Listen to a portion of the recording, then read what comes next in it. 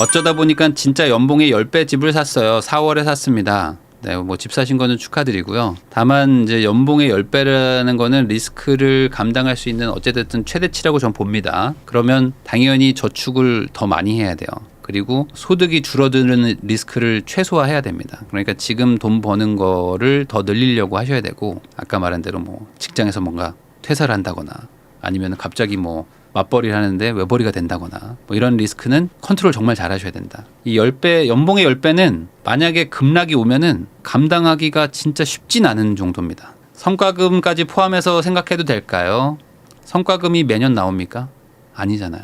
부부 합산 연봉의 10배 맞나요? 제가 또 얘기하니까 10배에 꽂혀가지고 어떻게든 10배 살려고 악착같이 물어보는 거 봐. 어떻게든 더 비싼 거 살 수 있을까요? 막 이렇게 지금 물어보고 있잖아요, 지금.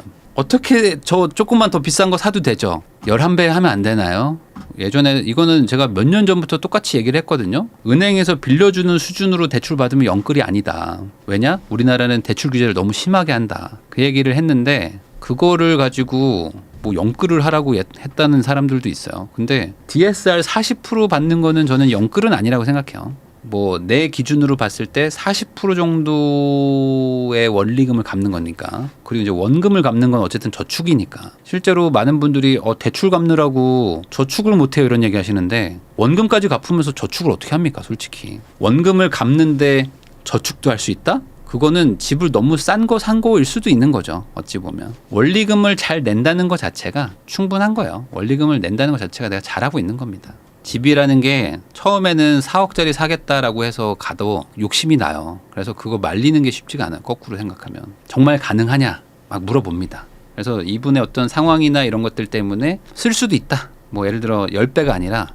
15배를 쓸 수도 있죠. 15배를 쓸 수도 있는데, 그거는 뭐 앞으로 미래 소득이 쭉 늘어난다거나 맞벌이를 할 계획이 있다거나 뭐 이런 식으로 해서 미래의 어떤 투자 능력을 조금 계산을 해서 약간의 무리를 할 수도 있지만, 그런 것들은 아주 디테일한 내용이고, 그런 얘기를 제가 백날 떠들어도 10배 이상 사도 된다는 거죠. 이 얘기밖에 안 듣기 때문에 제가 그런 말을 잘 안 합니다. 부인남이 10배는 사도 된다는데요. 세전인가요, 세후인가요? 계속 물어봐. 어떻게든 세전으로 살라고. 취득세 중과 언제쯤 풀릴까요? 저도 모르겠습니다. 저도 몰라. 왜냐? 아마 아무도 모를 겁니다. 아무도 모를 거고, 취득세 중과가 언제 풀린다라는 거는 이제 그 무당의 영역이라고 저는 생각합니다. 무당이나 약간 그 사주도 아니지. 그럼 뭐라고 해야 돼? 이건 어쨌든 이제 토속 신앙의 영역이라고 보기 때문에 이거는 물어봐도 몰라요. 모르고, 과거 대비 뭔가 그 확률은 조금 더 낮아졌다 라고 보는 게 맞지 않을까. 취득세를 풀어줘야지라는 그 의지가 많이 약해질 것 같다. 어찌됐든 간에 지금 서울도 그렇고 경기도 핵심지는 좀 가격 상승세가 좀 보입니다. 그리고 많이 상승도 했고. 그래서 지금 전고점 대비 뭐 많이 빠진 곳들만 보시는 분들은 뭐 여전히 빠졌는데 무슨 소리냐 하시지만, 사실 그런 동네보다 내가 가고 싶은 약간 상급지라고 소위 말하는 그러니까 상급지 쪽은 많이 회복을 했어요. 지금 뭐 전고점, 사실 전고점도 엄청나게 높았던 금액인데 그 급등했었으니까. 근데 그 전고점의 거의 90%를 도달한 지역도 많고, 95% 뭐 일부 지역은 이제 100%를 돌파한 지역들도 있습니다. 그리고 이제 평균적으로는 한 80에서 85%까지는 왔다고 봐요.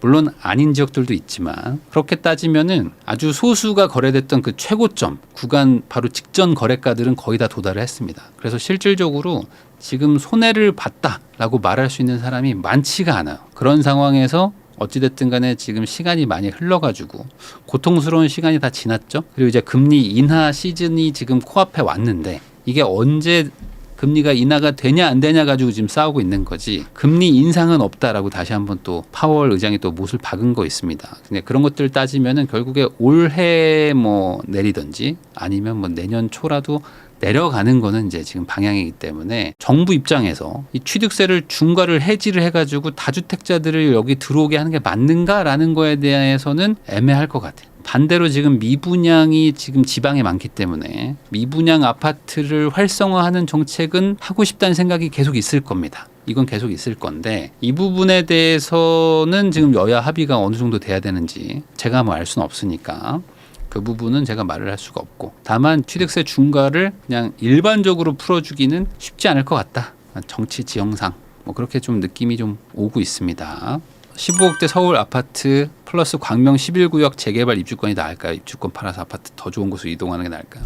뭐 기본적으로 이렇게 생각하시면 될 것 같아요. 지금은 이제 다주택 포지션으로 가는 게 별로 좋은 상황은 아닙니다. 그렇다고 해서 1주택으로 가기가 쉽지 않은 상황인 분들도 많아요. 그래서 지금 거래가 뭐 늘었다고는 하지만 아직 좀 지지부진한 거고, 다주택자들이 뭐 시장에 들어오지도 못하고 있는 상황이기 때문에 현재 버전으로 만약에 내가 1주택인데 뭐 한 채가 뭐 더 살까? 아니면 뭐 2주택인데 이걸 어떡하지 하는 정도에 있는 분들은 그 메인 주택이 하나 있을 겁니다. 그 메인 주택이 내가 충분히 만족스러운지 그걸 가지고 판단하시는 게 가장 좋아요. 그러니까 지금 이 메인 주택이 나는 너무 좋아. 예를 들어 이렇게 생각하면 될 것 같아요. 연봉이 뭐 2배가 됐어. 아니면 뭐 자산이 지금보다 한 2배로 늘었어. 그래도 나는 이 메인 주택이 너무 좋아. 난 여기서 실거주하면 만족해. 라는 분들이 있습니다.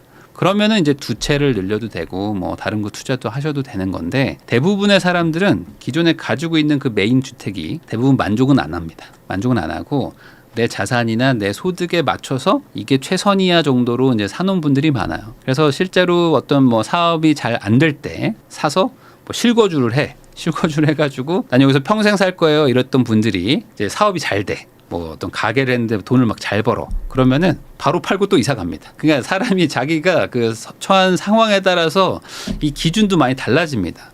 그래서 그렇게 생각하시면 제일 좋을 것 같아요. 지금 2주택이든 3주택이든 하는 게 유리하지 않은 상황인 건 맞아요. 이 메인 주택이라고 할 수 있는 그게 나한테 정말 만족스러우시면 두 채 가셔도 되고, 근데 그게 별로 만족이 안 돼. 사실 내 스스로 속이고 있어. 그런 생각이 든다면은 뭐 이걸 정리하셔가지고 어느 정도 좀 거래가 좀 되는 분위기이기도 하니까 이걸 정리해가지고 조금 더 좋은 걸로 하나로 합쳐놓는 게, 지금은 어찌됐든 간에 지금 세법이든 뭐 정치 방향성이든 세계 어떤 뭐 지금 리스크 같은 것들을 고려했을 때 그래도 나은 선택이지 않을까. 20대 중반 딸이 잠실이 너무 좋다고 계속 살고 싶다는데 빌라 사서 거주하는 건 어떨까요? 20대 중반 따님이라고 하면은 저는 말리고 싶습니다. 기본적으로 뭐 저는 빌라를 권장을 하는 나라가 좋은 나라라고 생각해요. 왜냐면 이제 빌라가 서울 주택의 절반을 차지하고 있습니다. 그래서 빌라를 나쁘다고 국민들이 인식하게 만드는 이 제도와 세금이나 이런 법 같은 것들은 빨리 없어져야 된다고 생각하는 사람인데, 그럼에도 불구하고 국가의 어떤 방향성이나 아니면 어떤 정치권의 어떤 생각이나 국민들의 의식이 바뀌지 않을 거라고 저는 생각하기 때문에 저도 어쩔 수 없이 빌라 투자를 권하지 않습니다. 기본적으로 25살 여자분이 잠실에서 산다? 너무 좋지. 왜냐면 인프라가 너무 좋거든. 2호선도 있겠다. 뭐 호수도 있고 한강도 있고 뭐 속리단길도 있고 어찌됐든 간에. 그래서 뭐 어디 가기 다 좋고요. 그리고 이제 뭔가 평지기도 하고. 그래서 소위 말하는 살기 좋다. 남들한테 나 여기 살아라고 했을 때 야 부럽다라고 들을 수 있다는 겁니다. 근데 그건 인프라인 거고, 내가 주택을 산다는 거는 본인 스스로 가슴에 손을 얹고 한번 생각을 해보세요. 나는 돈 한 푼도 안 벌어도 상관없으니까 나는 그냥 여기에 거주지를 하나 만들면 되는 것이다. 나는 뭐 이거 나중에 그냥 영원에 팔고 나와도 상관없다. 라는 생각이시면 상관없는데, 대부분의 사람들은 그렇게 말을 하더라도 사실 속마음은 이걸로 돈도 벌고 싶고, 근데 돈 벌고 싶은 기준은 남들만큼은 최소한 벌고 싶고, 아니면 최소한 남들보다 조금 더 벌었으면 좋겠다라는 마음이 기본적으로 속에 깔려 있습니다. 근데 그런 것들을 고려하면은 뭐 잠실 좋은 동네고 저도 그 동네 살고 있지만 빌라를 매수해가지고 안 오른다는 게 아니에요. 오르긴 오릅니다. 인플레 때문에. 근데 사가지고 잃는 어떤 기회나 그걸 산 다음에 상대적으로 어떤 심리적 박탈감 같은 것들 느끼는 것들 고려하면은 굳이 지금 나이도 어리신데 그렇게 하실 필요는 없을 것 같습니다. 그래서 저는 개인적으로도 이 빌라 부분에 대해서는, 특히 빌라를 산 순간 청약에서 배제되는 거, 그 부분은 꼭 고쳐야 된다고 생각하고, 어떤 분들이 또 그런 얘기를 하더라고요. 뭐 지금 공시지가 싼 거는 뭐 무주택으로 취급하기 때문에 뭐 상관없다 뭐 이런 얘기를 하는데, 저는 그렇게 해가지고는 안 된다고 보고, 청약이라는 거는 기본적으로 아파트를 받으려고 준비하는 사람들이기 때문에 그 아파트를 가지고 있냐 안 가지고 있냐를 따지면 되는 것이지, 이 주택이라는 걸로 묶어가지고 도시형 생활주택이나 다가구나 빌라 한 칸도 다 아파트랑 똑같이 취급하는 거는 문제라고 생각하는 사람입니다. 주택 시장의 많은 문제들은 저는 이 청약제도 때문이라고 생각하고요.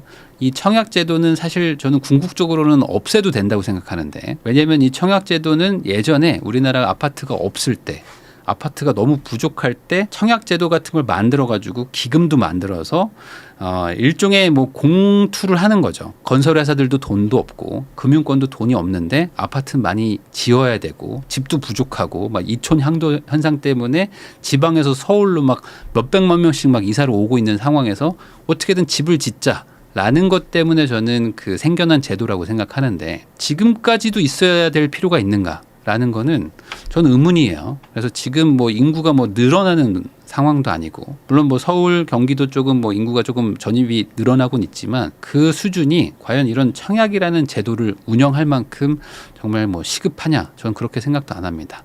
그래서 그냥 이거는 시장에 맡기는 게 맞다고 생각을 하고요. 그러면 청약제도라는 게 만약에 없어지면 어떻게 되느냐. 청약이 없어지면 아파트가 안 지어지는 게 아니고 나름대로 그냥 자기들 마음대로 하는 거죠. 비싸면 지금 뭐 서울에 미분양 계속 나 있는 것들처럼 계속 미분양이 되는 것이고, 싸면은 지금 청약이 뭐 몇백 대 일 뜨는 것처럼 금방 또 팔리는 것이고, 그 시장에 맡기면 충분하지 않나라고 생각을 합니다. 근데 이 청약제도라는 거를 운영하는 순간 어떻게 됩니까? 기본적으로 이제 수요와 공급에서 이제 막 어긋나는 것도 있지만 가격 자체를 인위적으로 눌러버리는 게 생겨가지고 안전마진이라는 게 생겨요. 그러니까 이 안전마진이라는 게 생겼는데 안전마진을 온전히 가질 수 있는 사람들은 무주택자만 가질 수 있는 거예요. 그게 문제인 거죠.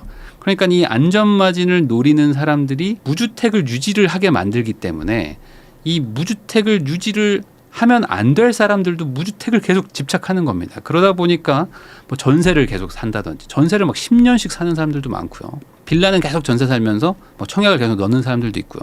사실 내가 돈이 상대적으로 좀 적거나 아니면 내가 상황상 뭐 집이 필요하면은 뭐 빌라든 아파트든 사고 팔고 하면서 이제 계속 이게 거래가 이제 유연하게 돼야지만 사실은 정상적인 나라 어떤 그 시스템인데, 지금은 빌라를 사는 순간 어찌됐든 간에 청약을 포기해야 된다는, 그러니까 그 안전마진, 누군가는 저렇게 그냥 시간을 기다려가지고 큰 돈을 버는데 내가 이 기회를 놓치는 게 맞는가라는 그 불안감이 계속 생기기 때문에 굳이 그걸 노리지 않아도 되는 사람들, 사실상 그거를 노린다고 해서 청약에 당첨될 확률이 극히 낮은 사람들도 계속 그거를 이제 일종의 희망 고문처럼 하고 있는데, 저는 이 부분은 좀 되게 안타깝다고 생각합니다. 그럼에도 불구하고 없어지지 않을 것이다. 그래서 빌라를 사는 거를 조심할 수밖에 없다라고 말할 수밖에 없는 것도 좀 안타깝고요.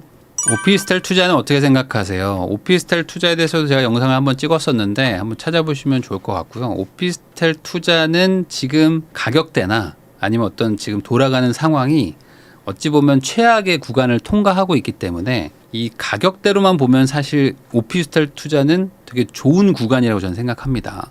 이 가격대가 많이 눌려 있기 때문에, 그리고 이제 시장의 참여자들도 많이 떠났고, 근데 문제는 이 정책과 어떤 시황을 떠나서 약간 정책이 문제예요. 저는 정책이 훨씬 문제라고 보는데, 이 지금 정부 정책은 오피스텔을 아파트보다 더 규제를 많이 하고 있습니다.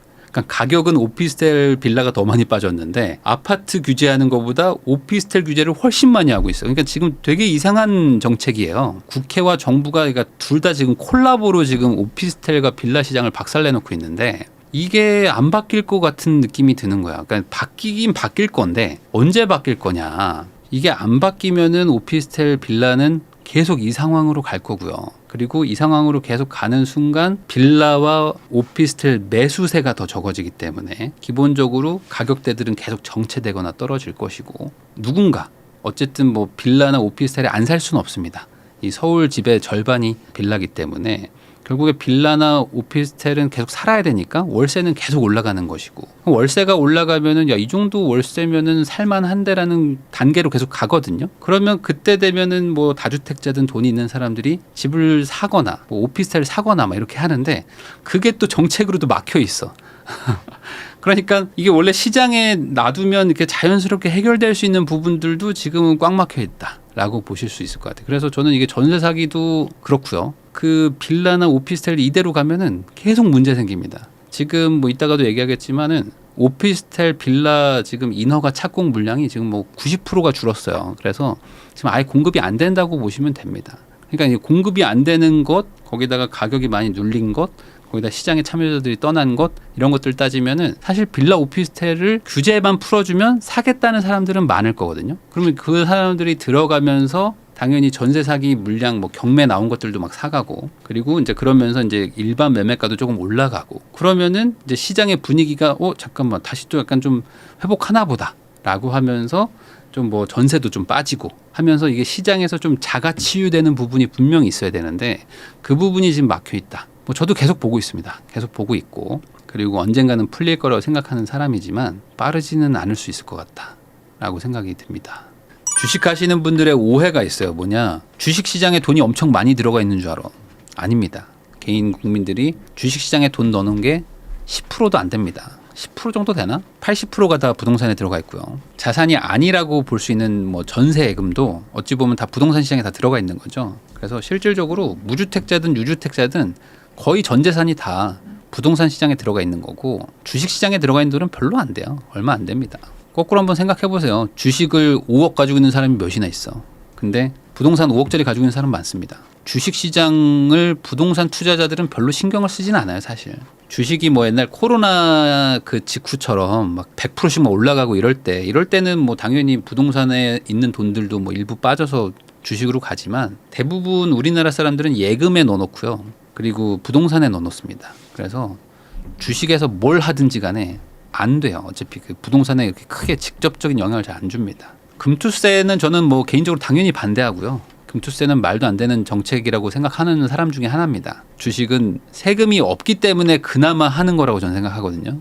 근데 여기다가 뭐 양도세를 때리고 뭐 한다? 뭐 어떤 분들은 뭐 5천만 원 이상 버는 사람이 없어요. 뭐 이렇게 얘기하시는 분들도 많은데, 그거랑 상관이 없다는 거죠. 그냥 이 판에 룰을 그렇게 짠다는 것 자체가, 그렇게 하는 순간 뭐 굳이 뭐하러 한국장을 삽니까? 뭐하러? 미국 거 대비 이득이 뭐가 있는데? 별로 없잖아요. 제가 봤을 때는 가뜩이나 한국 사람들이 한국 주식을 별로 그렇게 많이 투자 안 하고 있는데, 여기에 있는 뭐 슈퍼개미라든지 뭐 이런 사람들이 빠지기 시작할 수도 있고, 그리고 그런 것들이 일어나면서 뭐 개미들도 뭐 같이 나갈 수도 있고. 예전에도 한번 다뤘습니다. 금투세 한번 다뤘던 것 같은데. 그래서 그때 대만 주식시장이 한번 금투세처럼 한번 양도세 한번 매겼다가 바로 풀었죠. 1년인가? 6개월인가 1년인가 만에 바로 풀었습니다. 그래서 주식이 조금 오르니까 여기서 세금을 걷어보겠다라는 생각일 수도 있는데, 저는 그건 완전 소탐대실인 것 같고, 세금을 뭐 걷더라도 뭐 미국하고 뭐 유의미한 차이를 뭐 주든지 그것도 아니고, 이거 왜 하는지는 솔직히 전 잘 이해는 안 되고요. 건전한 어떤 뭐 주식시장 생태계를 만들겠다? 뭐 좋은데 그거는 세금부터 만드는 게 아니고, 주식시장 부양책을 다 쓰고 나서 누가 봐도 주식으로 돈을 벌 수밖에 없는 구조가 되면 그때 가서 세금을 매기는 거지. 지금은 돈 버는 사람도 없는데 세금부터 매긴다고 하면은 당연히 있던 사람들 다 나가죠.